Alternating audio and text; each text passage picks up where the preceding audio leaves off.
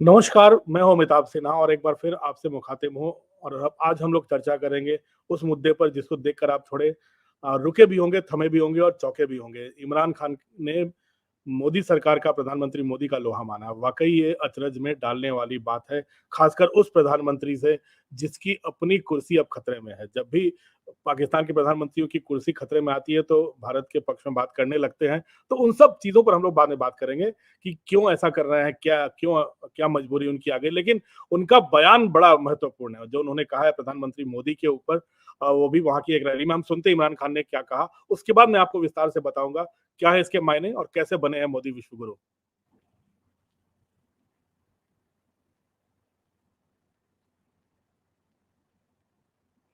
की जान जाती है हिंदुस्तान को कहते हुए, और हम कोई इनके गुलाम है कि हमें कहें जनाब आप उनके खिलाफ स्टेटमेंट दें।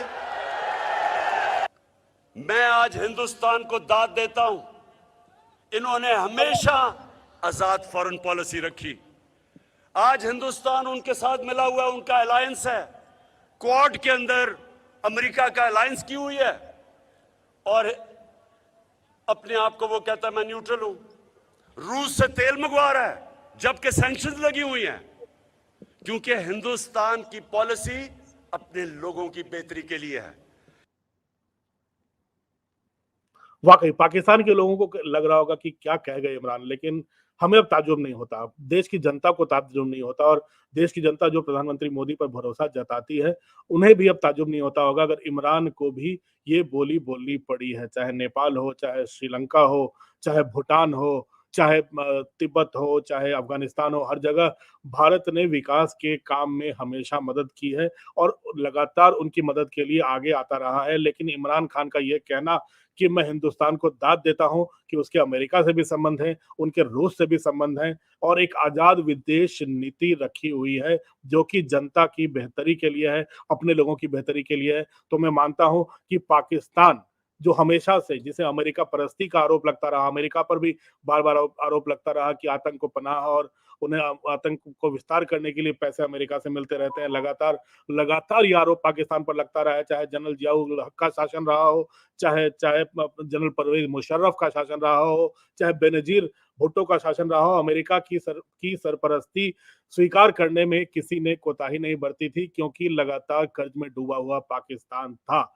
अब इमरान खान सत्ता में आए हैं, बतौर क्रिकेटर उन्होंने बहुत काम किया, दुनिया भर में नाम कमाया, विश्व कप जीतकर पाकिस्तान ले गए, लेकिन बतौर प्रधानमंत्री काम करना आसान नहीं होता। वहाँ की आवाम, वहाँ की आर्मी, वहाँ की आईएसआई सबके बीच घिरकर इमरान खान मुझे लगता है कि अब अपने आप को असहाय महसूस करने लगे हैं। शायद यही कारण है कि उनको लग रहा है कि जनता की बेहतरी वहाँ पर नहीं हो पा रही है। शायद इसलिए उन्होंने कुछ दिन पहले ही आह्वान किया था कि जनता की बेहतरी के लिए, आपस के रिश्ते मजबूत करने के लिए वो देश भारत के प्रधानमंत्री से सीधी बात करना चाहते हैं। लेकिन शायद अभी वो संभव नहीं है जब तक पाकिस्तान क्रॉस बॉर्डर टेररिज्म को बढ़ावा देता रहा, जब तक आतंक के गुनहगारों को अपने इलाकों में पनाह देते रहेगा, जब तक उनको शेल्टर देता रहेगा, बातचीत का सवाल उठता ही नहीं है भारत और पाकिस्तान में। ये भारत मोदी सरकार ने साफ कर दिया है, प्रधानमंत्री मोदी ने साफ कर दिया है और प्रधानमंत्री मोदी ने तो एक बड़ा दिल दिखाया भी था।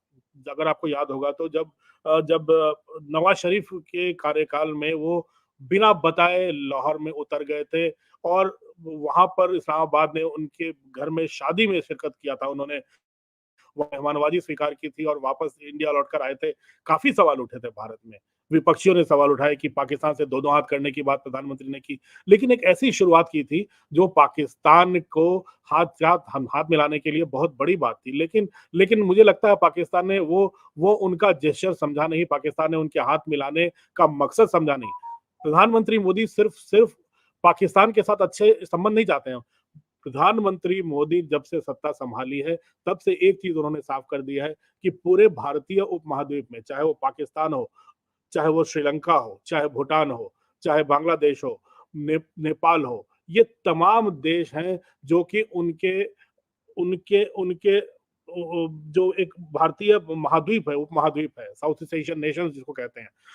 इस पूरे इलाके को अगर आगे बढ़ना है तो सबको मिलकर चलना पड़ेगा, सबको आपस में फ्री ट्रेड रखना पड़ेगा, सबको आपस में व्यापार ऐसा ऐसा ऐसा ऐसा लचीला रखना पड़ेगा कि एक दूसरे के मार्ग में आड़े ना आए। तो ये बहुत बड़ी उपलब्धि थी। आपको याद होगा जब कोरोना भी शुरू हुआ था, तब प्रधानमंत्री मोदी ने कहा था कि हमें तमाम जो सार्क के देश हैं, उनको आपस में संबंध रखना चाहिए और आपस में एक हॉटलाइन उन्होंने खोलने की बात की थी, ताकि सारे संबंध जो जो मुश्किल किसी भी देश को आए, वो आपको वो एक दूसरे को मदद कर सकें। लेकिन पाकिस्तान ने तब भी भारत की नहीं सुनी थी। अभी भारत को कुछ दिन पहले आपको याद होगा, जब यूक्रेन से खाली करवाना हो तो एक पाकिस्तान की महिला ने को जब वहां से यूक्रेन के युद्ध वॉर जोन से उठाया गया, भारत उनको वहां से लेकर बाहर आया और पाकिस्तान भेजा, तब भी उस महिला ने ट्वीट करके प्रधानमंत्री को थैंक यू कहा था। तो ये मानवता की बातें हैं। प्रधानमंत्री मोदी बार बार कहते हैं कि जब कोरोना खत्म होगा, तब आतंक नहीं, मानवता के लिए एक दूसरे को समर्थन करना पड़ेगा। आतंकियों का समर्थन गया, ये दुनिया को पीछे ढकेलता है। अब मानवता का समर्थन करना पड़ेगा। दूसरी जो सबसे, और यही बात शायद पाकिस्तान को समझ में नहीं आती है, क्योंकि मुश्किल ये है कि चुनाव वहां होते हैं, लोकतांत्रिक देश है, लेकिन सेना का कब्जा है, लेकिन आईएसआई का कब्जा है। कोई भी नेता अगर इन दोनों के शिकंजे से बाहर निकलता हुआ नजर आता है, तो उसके आखिरी दिन करीब आने लगते हैं। या फिर या फिर असामयिक मौत का शिकार होते हैं वो, या फिर अगर दूसरी बात कहें तो सत्ता से पदच्युत होकर उन्हें उन्हें उन्हें अपना ही देश छोड़कर बाहर जाना पड़ता है। तो ये पाकिस्तान की सबसे बड़ी मुश्किल है, और जो कश्मीर में जो लगातार होता रहा अब तक, उसके पीछे ही पाकिस्तान का हाथ था, जिस पर काबू पाने में भारत ने काफी हद तक सफलता पाई है। एक झटके में प्रधानमंत्री मोदी ने 370 कदम कर दिया। तो हम सिर्फ अब पाकिस्तान की बात नहीं करेंगे, हम अब पूरी दुनिया की बात करते हैं। अब आज सुबह भी आपने देखा होगा, प्रधानमंत्री मोदी ने, पूरे देश ने देखा, ऑस्ट्रेलिया से कम 29 आर्टिफैक्ट्स भारत आए हैं, जिसमें भगवान शिव की मूर्ति भी है, जिसमें भगवान विष्णु और उनके उनसे जुड़े जितने संबंधित भगवान है उनकी मूर्ति है। कई कई कई उस 9वीं सदी से लेकर 12वीं सदी तक की कई ऐसी मूर्तियां हैं जो किसी न किसी तरह से स्मगल होकर, या वहां की सरकारों ने अपने आप लेकर स्मगलिंग के थ्रू, या किसी किसी गैर कानूनी जरिए से उन देशों में पहुंच चुकी थी ऑस्ट्रेलिया में, उसको ऑस्ट्रेलिया ने भारत को हैंड ओवर किया है। और प्रधानमंत्री ने जिस जिस गर्व के साथ इन सबको देख रहे हैं, ये बताता है कि भारतीयों का सीना कितना चौड़ा होता है, जब हमारी प्राचीन मूर्तियां, जो हमारी प्राचीन धरोहर, जिसे अंग्रेजों के जमाने के बाद, आजादी के बाद भी लगातार स्मगल करके बाहर ले आते रहे, छोटे छोटे शहरों से, छोटे छोटे प्रांतों से हजारों साल पुरानी मूर्तियां यूं ही दुनिया भर के देशों में गायब हुई। उनको वापस लाने की जो कवायद शुरू हुई है, ये बहुत बड़ी मुहिम है। और दुनिया भर में एक ऐसे मैन्युस्क्रिप्ट, इन सबको देखो आप, ये सब चीजें ऐसी हैं जो जो हमें याद दिलाती हैं, अपनी प्राचीन प्राचीन धरोहरों से जोड़ती हैं, हमें जोड़ती हैं कि हमारा प्राचीन इतिहास कितना गौरवशाली रहा है, और कितना,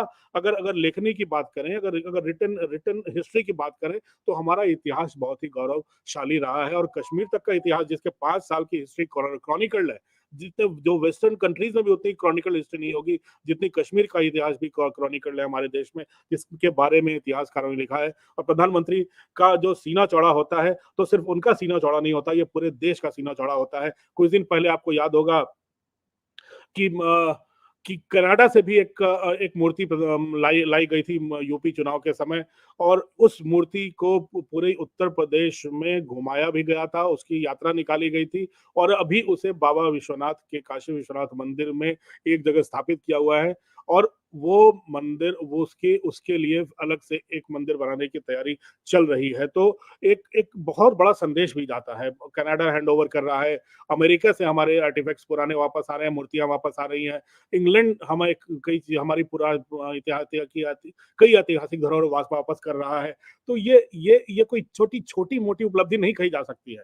ऐसा क्यों नहीं हुआ 2014 के पहले इस तरह की बातें खबर में आती थी? क्यों? अब भारत इन सबको वापस लाने में प्रधानमंत्री मोदी एक गौरव का एहसास कराते हैं पूरे देश को।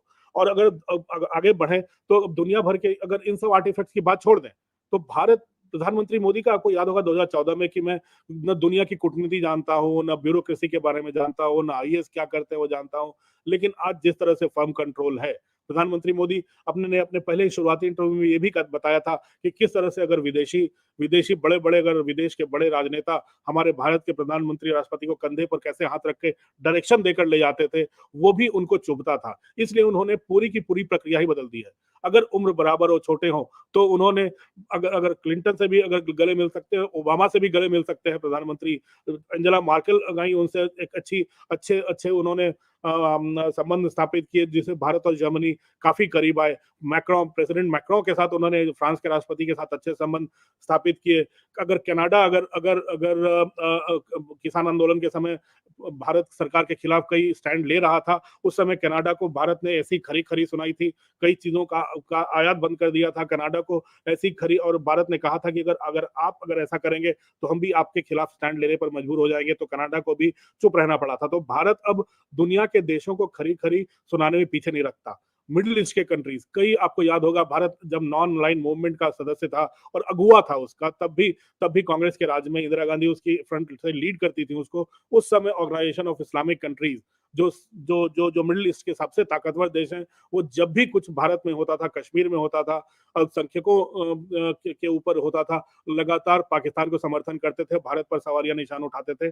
उस मिडिल ईस्ट के देशों को लगातार भारत ने ऐसा साधा है, चाहे वो सऊदी अरब हो, चाहे चाहे चाहे वो बहरीन हो, कोई भी देश लो, ईरान भी जाते हैं, ईरान को भी सिंपैथी देते हैं प्रधानमंत्री, इराक को भी सिंपैथी देते हैं। तो ऐसा नहीं है कि अगर अगर उन मिडिल ईस्ट के देशों में आपस में अगर पट नहीं रही है तो प्रधानमंत्री एक का पक्ष लेंगे। प्रधानमंत्री जानते हैं कि दुनिया बड़ी जालिम है और कोई देश किसी और का सगा नहीं है, सब व्यापार को देख रहे हैं, बाजार को देख रहे हैं, अपने सामान को बेचने की दिशा में देख रहे हैं। ऐसे में भारत को उन्होंने एक ऐसे विश्व गुरु, एक ऐसे बाजार के रूप में उभारा है जो शायद दुनिया के सामने अनपैरेलल्ड है, अनमैच्ड है। पूरे कोरोना पीरियड में बूस्टर डोज देकर भारत की इकोनॉमी को जिस तरह से बचाए रखा, भारत कैसे ईज ऑफ डूइंग बिजनेस में आगे बढ़ा, भारत में कैसे स्टार्टअप्स आगे आ रहे हैं, भारत कैसे आत्मनिर्भरता की दिशा में बढ़ता जा रहा है, ये अगर हर रोज जो भारत के मूवमेंट को ट्रैक कर रहे हैं दुनिया भर के देश, वो जानते हैं कि भारत जैसा बड़ा देश, बड़ा मार्केट किसी को नहीं मिलने वाला है। चाहे हथियार खरीदने की बात हो, चाहे भारत में मोबाइल फोन बेचने की बात हो, चाहे अपने एग्रीकल्चर प्रोडक्ट बेचने की बात हो, दुनिया का कोई देश भारत से अछूता नहीं है।